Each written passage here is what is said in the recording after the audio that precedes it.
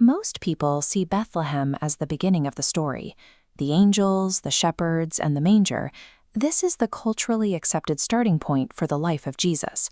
But the texts themselves present a much longer timeline. Across multiple independent New Testament sources, the writers claim a before for this figure that precedes Mary, precedes Abraham, and precedes the creation of the world. Historically, readers have mapped these claims into 4 positions.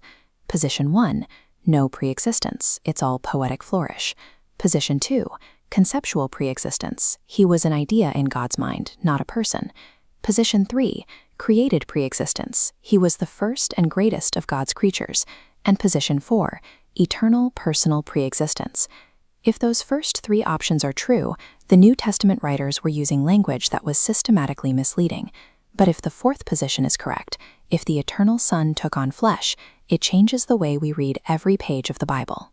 To see which model actually fits the data, we have to look past the manger and trace the evidence backward to see where the timeline actually begins.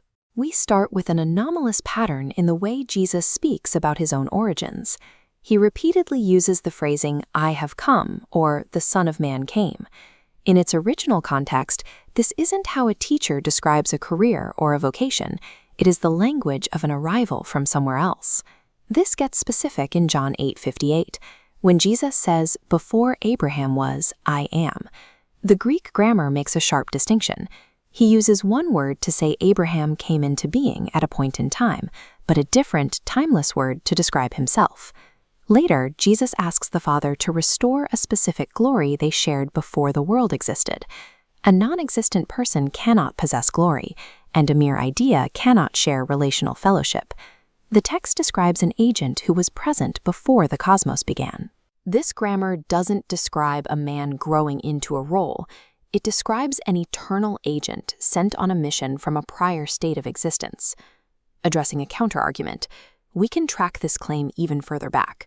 Some of the highest claims of pre-existence appear in hymns embedded in Paul's letters, songs that were being sung by the earliest Christian communities within a decade or 2 of the crucifixion. These songs identify Jesus as the one who created all things before he ever took human form.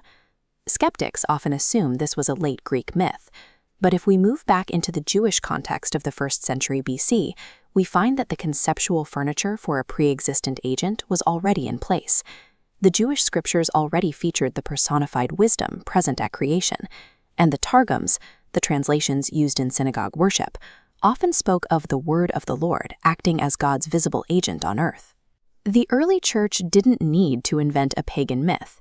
They recognized Jesus as the fulfillment of a theological category that was already central to their own tradition.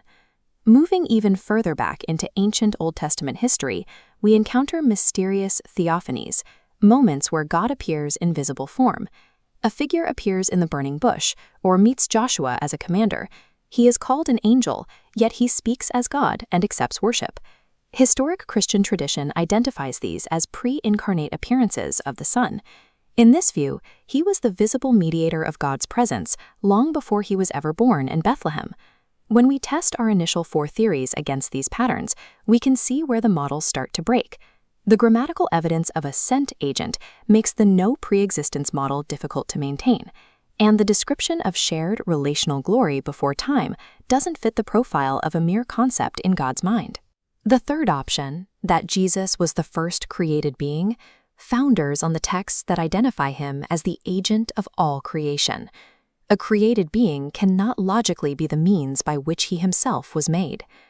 Every independent stream of evidence, from the grammar of the Gospels to the ancient hymns and the Old Testament appearances, converges on the same coordinate: eternal, personal pre-existence.